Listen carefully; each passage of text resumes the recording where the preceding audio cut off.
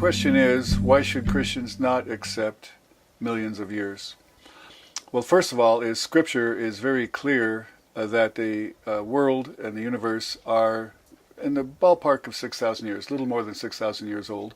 And we know this from the genealogies that make a very tight chronology, especially in chapters 5 and 11 of Genesis, and then in the rest of biblical history that follows.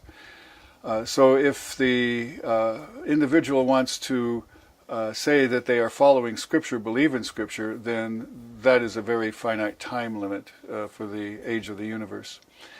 In conjunction with that is the meaning of the word day in chapter 1 of Genesis, in Hebrew, yom. And it's very clear that in the multiple uses of that word in the first chapter of Genesis, that these are ordinary 24-hour days. They are not long ages or indeterminate time periods.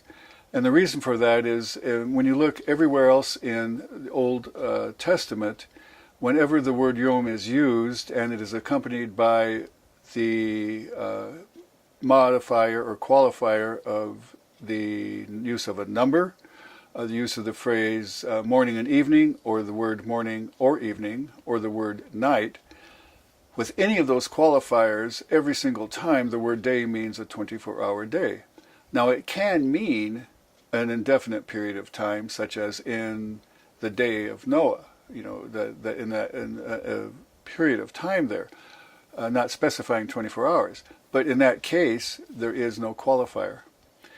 And for anyone who wants to take issue with that and then say, well, these are just God's days and make them some vague thing, there is Exodus chapter 20, verses 8 through 11, in which the fourth commandment is given to us.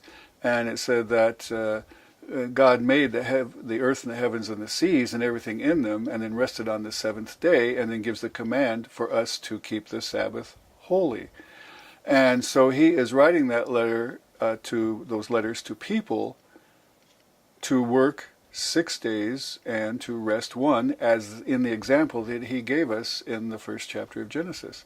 He did not write for us to work 6 long periods of time and then rest 1 long period of time. That makes no sense whatsoever.